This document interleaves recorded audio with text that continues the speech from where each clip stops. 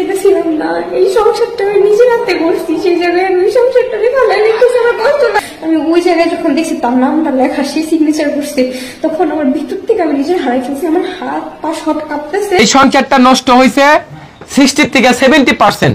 দোষী হচ্ছে আমার শাশুড়ি। আমি যখন মুখ দিয়ে তালাক কথাটা বের করছি এখানে দাঁড়িয়ে আমি কান্না করছি। ফিলিস্তিনে মানুষ মরতেছে, কোনো পাখি না। আর এটা দেখার পরও যদি তোমার মন না কাঁদে তাহলে তুমি মানুষ না।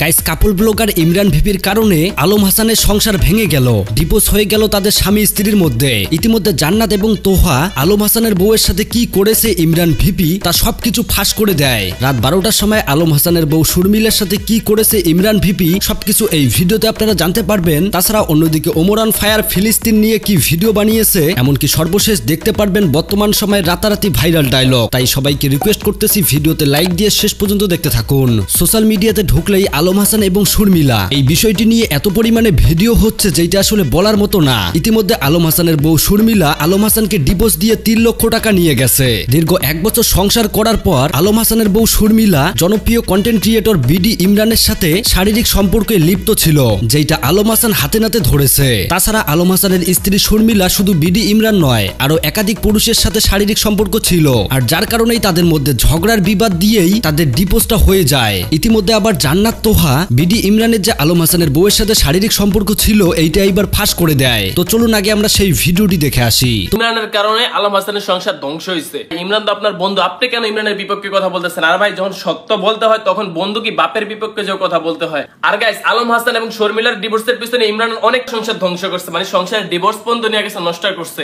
আলম হাসান নিজে বলছে তার বউয়ের সাথে নাকি ইমরানের কি একটা সম্পর্ক আছে।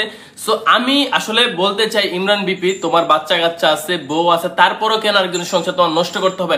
আর এছাড়াও আরেকটা প্রশ্ন আমার মনে আছে, যেটা হচ্ছে ইমরান বিপির নিয়ে। ইমরান বিপি 2 দিন পর পর সেলুন দিতেছে, জেন্টস পার্লার করতেছে, অমক করতেছে, তমক করতেছে।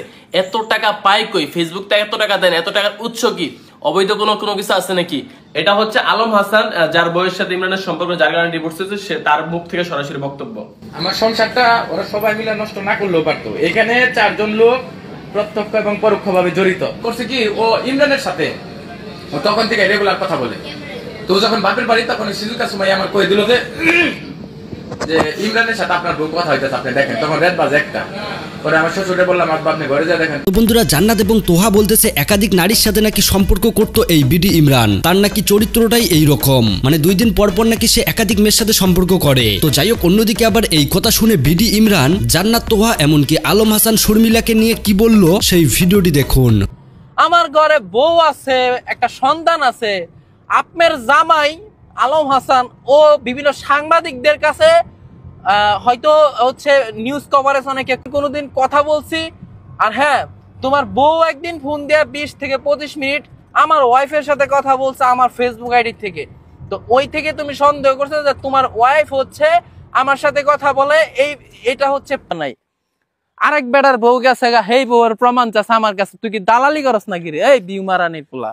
মানে বুঝতেই পারছেন সংসার ভাঙলো কার, আর একজন আরেকজনকে থ্রেট দিতেছে। মানে বিষয়টা যদিও অন্যরকম হয় তবে হাস্যকর। বিডি ইমরান বলতেছে শর্মিলা নাকি তার বউ সুমাইয়ের সাথে কল করে আলম হাসানের সমস্ত কুকীর্তি ফাঁস করে দেয়, আর তারই ফাঁকের মধ্যে কথা বলেছে বিডি ইমরানও। এখানে সম্পর্কের কিছুই নেই। আলম হাসানের যে চরিত্র কতটা ভালো তা নাকি সবকিছু জানে বিডি ইমরান। মানে ভাই, বউ কার, ডিভোর্স হলো কার, আর দোষারোপ করছে কাকে? নিজের বউকে নিজেই সামলাতে না পারলে অন্যকে কেন দোষারোপ করব? তো যাই হোক, অন্যদিকে আবার এই বিষয়গুলি নিয়ে আলম হাসানের স্ত্রী শর্মিলা আলম হাসানকে নিয়ে কেঁদে কেঁদে কি বললো সেই ভিডিওটি দেখুন। যদি সে আমাকে ডিভোর্স না দিয়ে থাকে তাহলে আমি তার সাথে সংসার করবো, আর যদি সে ডিভোর্স দিয়ে থাকে তাহলে এই জায়গায় আমার আর কিছু বলার নাই। তারপরে হচ্ছে কি, আমার বাবা মা গিয়ে দেখে সেখানে কাজী উপস্থিত, সবকিছু লেখালেখি শেষ।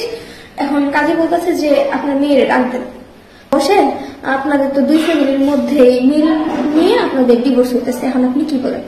পরে যখন আমি তখনও কিছু বলি নাই, যখন দেখছি ওই কাগজে ওনার সাইন আগে দেওয়া, তখন আমি বুঝে ফেলছি যে এই মানুষটা তো প্রতিনিয়তই বলে যে আমাকে ডিভোর্স দিয়ে দিবে, হয়তো বা সে আগে দিয়ে দিছে।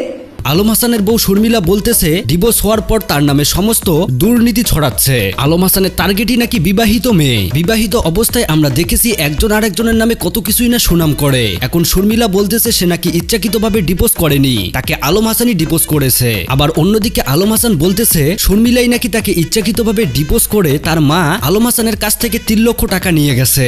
3 লাখ 3.5 লাখ টাকার মতো দেওয়ার পর পরে ওনার মা বলে যে আরো 1 লাখ টাকা দাও, তারপরে 1 বছরের খাওয়ান খোরাক দিবা।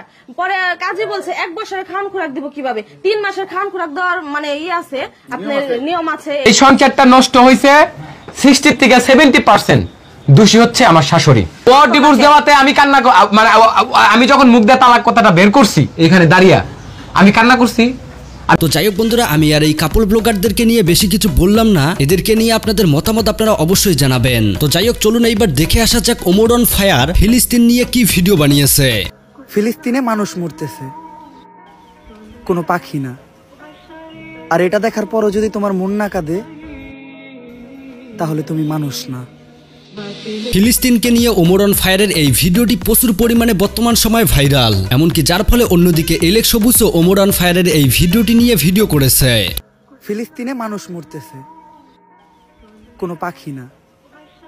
আর এটা দেখার পরও যদি তোমার মন না কাঁদে তাহলে তুমি মানুষ না। তো যাই হোক, এবার সর্বশেষ কথা বলা যাক বর্তমান সময় বরবাদ সিনেমার এই ডায়লগটি প্রচুর পরিমাণে ভাইরাল।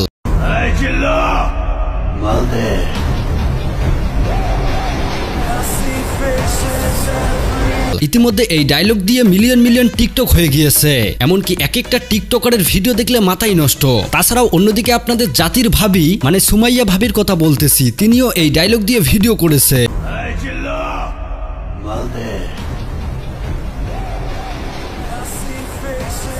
মানে ভাই, টিকটকাররা যে কোথা থেকে কি পায়। যদিও বিষয়টা হাস্যকর, তবে মজা লেগেছে। তো যাই হোক বন্ধুরা, এই ছিল আজকের এই নতুন আপডেটের ভিডিও। পুরো ভিডিও দেখে আপনাদের মূল্যবান মতামত আপনারা অবশ্যই জানাবেন। দেখা হবে পরবর্তী কোনো নতুন কোনো ভিডিওতে। আল্লাহ হাফেজ।